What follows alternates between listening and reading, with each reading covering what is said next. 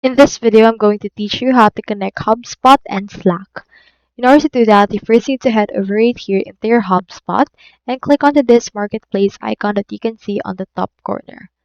Click on HubSpot Marketplace and then this will redirect you to the marketplace option of your HubSpot so you can actually install your Slack. In this case, click on search and search right here for Slack. You can see it right here, so click on this.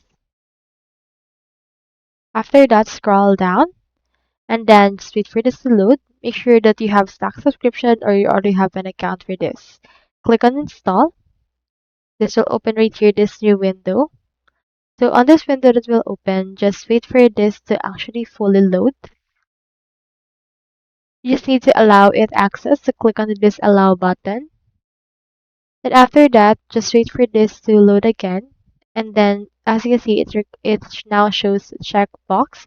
That means that those two apps are now actually connected together.